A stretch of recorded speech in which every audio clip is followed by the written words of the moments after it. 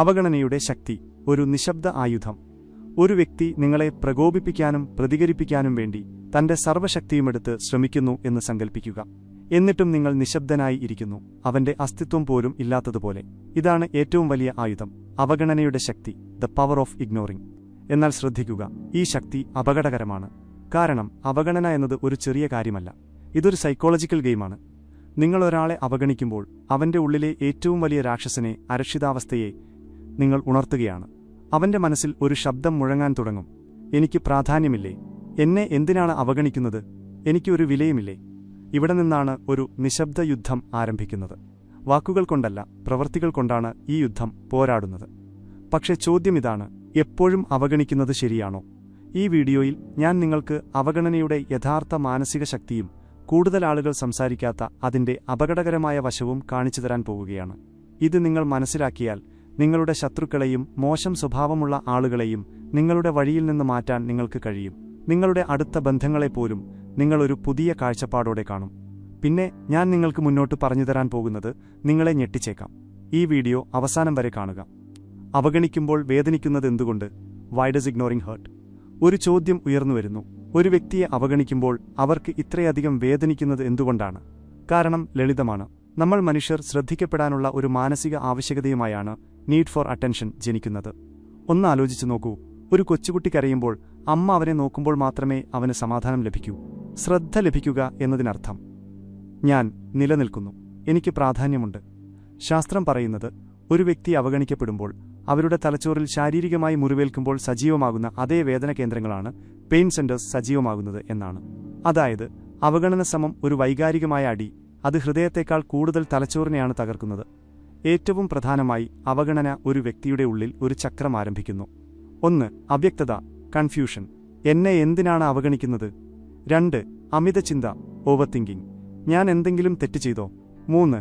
അരക്ഷിതാവസ്ഥ, insecurity. എനിക്ക് പ്രാധാന്യമില്ലേ? 4. അതിരുകടന്ന ചിന്ത, obsession. എങ്ങനെ എന്റെ ശ്രദ്ധ തിരിച്ചുപിടിക്കാൻ കഴിയും? ഇവിടെ നിന്നാണ് നിങ്ങളുടെ ശക്തി ആരംഭിക്കുന്നത്. നിങ്ങളൊന്നും പറഞ്ഞില്ല, ഒരു വഴക്കുമുണ്ടാക്കിയില്ല, പക്ഷേ നിങ്ങൾ ആ വ്യക്തിയുടെ മനസ്സിൽ ഒരു കൊടുങ്കാറ്റ് സൃഷ്ടിച്ചു. ഇതാണ് അവഗണനയുടെ യഥാർത്ഥ മാനസിക ശക്തി. അവഗണനയുടെ അപകടകരമായ വശം, the dangerous side of ignoring. എന്നാൽ ഒരു വഴിത്തിരിവുണ്ട്. അവഗണിക്കുന്നത് നിങ്ങൾക്ക് എപ്പോഴും വിജയം നൽകുമെന്ന് നിങ്ങൾ കരുതുന്നുണ്ടെങ്കിൽ നിങ്ങൾക്ക് തെറ്റി. കാരണം ചിലപ്പോൾ തെറ്റായ വ്യക്തിയെ അവഗണിക്കുന്നത് നിങ്ങൾക്ക് തന്നെ അപകടകരമാകും. ചില ആളുകൾ അവഗണിക്കപ്പെടുമ്പോൾ തകർന്നുപോകുന്നു, എന്നാൽ ചിലർ കൂടുതൽ അപകടകാരികളായി മാറുന്നു. നമുക്കിത് സ്കൂൾ കോളേജ് ജീവിതവുമായി ബന്ധിപ്പിക്കാം. ക്ലാസ്സിൽ ഒരു വിദ്യാർത്ഥി വീണ്ടും വീണ്ടും അഭിപ്രായം പറയാൻ ശ്രമിക്കുമ്പോൾ, അധ്യാപകന്റെ ശ്രദ്ധ പിടിച്ചുപറ്റാൻ ശ്രമിക്കുമ്പോൾ, എന്നാൽ ചുറ്റുമുള്ള വിദ്യാർത്ഥികൾ അവനെ അവഗണിക്കുമ്പോൾ അവന്റെ മുഖത്ത് ഒരു അസ്വസ്ഥമായ നിശബ്ദത, ഓക്വേർഡ് സൈലൻസ് വരും. എന്നെ ആരും കാര്യമായി എടുക്കുന്നില്ല എന്ന് അവന് തോന്നും. ഇതാണ് അവഗണനയുടെ ശക്തി. ഇത് നിങ്ങളുടെ ഗ്രൂപ്പിലും സംഭവിക്കാം. ഒരാൾ തമാശ പറയുമ്പോൾ എല്ലാവരും ചിരിക്കുന്നു. പക്ഷേ ഒരു ദിവസം എല്ലാവരും അവനെ അവഗണിച്ചാൽ അവന്റെ ആത്മവിശ്വാസം ഇളകും. അവൻ ചിന്തിക്കും, ഞാൻ ബോറാണോ? ആളുകൾക്ക് എന്നെ ഇഷ്ടമല്ലേ? ശ്രദ്ധിക്കുക, ഇത് ഞാൻ പറയുന്നത് അവഗണന ഒരു സാധാരണ കാര്യമല്ല, അത് ഒരു മാനസിക ആഘാതം സൃഷ്ടിക്കുന്നു എന്ന് നിങ്ങൾക്ക് മനസ്സിലാക്കാൻ വേണ്ടിയാണ്. ഒരു കാര്യം വ്യക്തമാക്കാൻ ഞാൻ ആഗ്രഹിക്കുന്നു. ഈ വീഡിയോ ആരെയും വേദനിപ്പിക്കാനോ ആരെയും മനഃപൂർവ്വം അവഗണിക്കാൻ പ്രേരിപ്പിക്കാനോ ഉള്ളതല്ല. ഞാൻ വെറുതെ മനുഷ്യന്റെ സ്വഭാവത്തെ വിശദീകരിക്കുകയാണ്. നമ്മളെല്ലാവരുടെയും ജീവിതത്തിൽ, സ്കൂളിലോ കോളേജിലോ ദൈനംദിന ജീവിതത്തിലോ സംഭവിക്കുന്ന ഒരു യാഥാർത്ഥ്യം. ഇതിന്റെ അർത്ഥം ഇത്രമാത്രമാണ്: നിങ്ങളെ അവഗണിക്കുന്നു എന്ന് നിങ്ങൾക്ക് തോന്നുന്നുണ്ടെങ്കിൽ അതുകൊണ്ട് നിങ്ങളുടെ മൂല്യം തീരുമാനിക്കപ്പെടുന്നില്ല. അവഗണനയുടെ സ്വാധീനം എത്ര വലുതാണെന്ന് നിങ്ങൾ മനസ്സിലാക്കിയാൽ നിങ്ങളുടെ പ്രതികരണത്തെ നിങ്ങൾക്ക് നന്നായി നിയന്ത്രിക്കാൻ കഴിയും. ചിലപ്പോൾ അവഗണന ഒരു വ്യക്തിയുടെ ഉള്ളിൽ പ്രതികാര മനോഭാവം, റിവെഞ്ച് മൂഡ് പോലും ഉണ്ടാക്കാം. ആ സാഹചര്യം വളരെ അപകടകരമായി മാറും. പ്രതികാര മനോഭാവത്തിന്റെ പരിണതഫലം, the consequence of the revenge mood. പ്രത്യേകിച്ച് സ്കൂളുകളിലും കോളേജുകളിലുമുള്ള അവഗണനയുടെ അപകടകരമായ പ്രത്യാഘാതങ്ങൾ. ഒരു വിദ്യാർത്ഥി ക്ലാസ്സിൽ ഉത്തരം പറയുന്നു, അല്ലെങ്കിൽ ഗ്രൂപ്പിൽ സ്വന്തം അഭിപ്രായം പറയുന്നു എന്ന് സങ്കൽപ്പിക്കുക. പക്ഷേ എല്ലാവരും അവനെ അവഗണിക്കുന്നു. 1-2 തവണ ഇത് സഹിക്കാം. പക്ഷേ ഇത് ആവർത്തിച്ചാൽ അവന്റെ ഉള്ളിൽ ഒരു കാര്യം ഉണരും: പ്രതികാര മനോഭാവം. ഇതാണ് ഏറ്റവും അപകടകരമായ ഘട്ടം. കാരണം ചിലർ അവഗണിക്കപ്പെടുമ്പോൾ നിശബ്ദരാകുകയും ആത്മവിശ്വാസം നഷ്ടപ്പെടുകയും ചെയ്യും. എന്നാൽ ചില ആളുകൾ ഉള്ളിൽ ഒരു നിശബ്ദ വാഗ്ദാനം ചെയ്യും: എന്തൊക്കെ സംഭവിച്ചാലും ഞാൻ എല്ലാവർക്കും തെളിയിച്ചു കാണിക്കും. ഇവിടെ നിന്നാണ് ഒരു മാറ്റം ആരംഭിക്കുന്നത്. അവഗണനയുടെ വേദന ഒന്നുകിൽ അവരെ തകർക്കുകയോ അല്ലെങ്കിൽ അവരുടെ മുഴുവൻ ഊർജ്ജവും സ്വയം തെളിയിക്കാൻ ഉപയോഗിക്കുന്ന തലത്തിലേക്ക് അവരെ എത്തിക്കുകയോ ചെയ്യും. സ്കൂളുകളിലും കോളേജുകളിലും പലപ്പോഴും ആദ്യം അവഗണിക്കപ്പെട്ട വിദ്യാർത്ഥികളാണ് പിന്നീട് ഏറ്റവും വ്യത്യസ്തരായി മാറുന്നത്. അവർ കൂടുതൽ കഠിനാധ്വാനം ചെയ്യുന്നു, അവർ സ്വന്തം ഉള്ളിൽ ഒരു തീ ഉണ്ടാക്കുന്നു, അവഗണിക്കപ്പെട്ടതുകൊണ്ട് മാത്രം. പക്ഷേ എല്ലാവരും ഇത് പോസിറ്റീവായി എടുക്കുന്നില്ല. ചിലർ അവഗണിക്കപ്പെട്ട ശേഷം നെഗറ്റീവ് ചിന്തകളിലേക്ക് പോകുന്നു.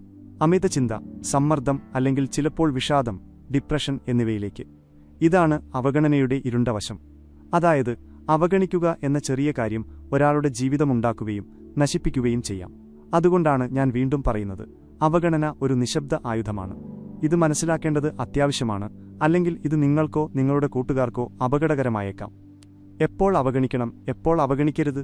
When to ignore and when not to ignore. ഏറ്റവും പ്രധാനപ്പെട്ട കാര്യം, എപ്പോഴാണ് അവഗണിക്കേണ്ടത്, എപ്പോഴല്ല. കാരണം മനസ്സിലാക്കാതെ അവഗണിക്കുന്നത് നിങ്ങളെ ശക്തനല്ല, ദുർബലനാക്കി മാറ്റിയേക്കാം. എപ്പോൾ അവഗണിക്കണം? When to ignore. പ്രകോപനം, പ്രൊവൊക്കേഷൻ. ആരെങ്കിലും നിങ്ങളെ വീണ്ടും വീണ്ടും താഴ്ത്തിക്കെട്ടാൻ ശ്രമിക്കുകയാണെങ്കിൽ, പ്രകോപിപ്പിക്കുകയാണെങ്കിൽ, നിങ്ങളുടെ സമയം പാഴാക്കുകയാണെങ്കിൽ അവഗണിക്കുക എന്നതാണ് ഏറ്റവും നല്ല പ്രതികാരം. കാരണം അവന്റെ ശക്തി നിങ്ങളുടെ പ്രതികരണമാണ്. നെഗറ്റീവ് ഊർജം, നെഗറ്റീവ് എനർജി. സ്കൂളുകളിലും കോളേജുകളിലും ചില ആളുകൾ പരാതികൾ മാത്രം പറയും, എല്ലാ കാര്യത്തിലും പ്രശ്നങ്ങൾ കണ്ടെത്തും. അവരെ അവഗണിക്കുക. അല്ലെങ്കിൽ അവരുടെ നെഗറ്റീവ് ചിന്ത നിങ്ങളുടെ ചിന്തയെയും നശിപ്പിക്കും. അനാവശ്യ നാടകം, അൺനെസസറി ഡ്രാമ. ഒരു ഗ്രൂപ്പിലോ സൗഹൃദത്തിലോ ചെറിയ കാര്യങ്ങൾ വലുതാക്കി കാണിക്കുമ്പോൾ ആ നാടകത്തെ അവഗണിക്കുക. ജീവിതം ഇതിനകം തന്നെ മത്സരപരമാണ്.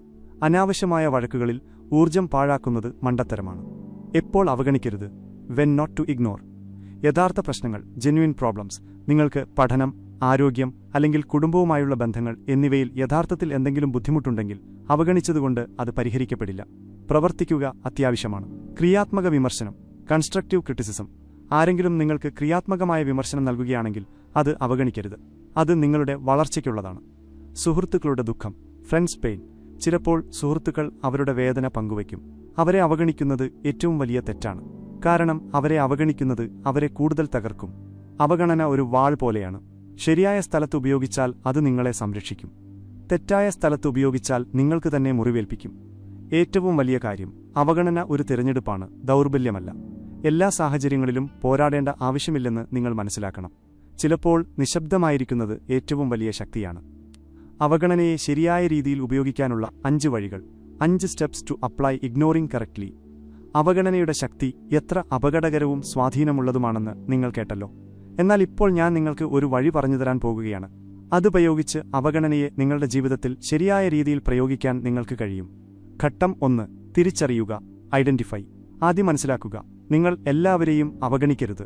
നിങ്ങളുടെ വളർച്ചയ്ക്കു വേണ്ടി പ്രധാനപ്പെട്ട കാര്യങ്ങളിൽ ഊർജം ഉപയോഗിക്കുക. അതിനാൽ നിങ്ങളുടെ ജീവിതത്തിന് ആരാണ് അല്ലെങ്കിൽ എന്ത് സാഹചര്യമാണ് പ്രധാനമെന്ന് ആദ്യം തീരുമാനിക്കുക.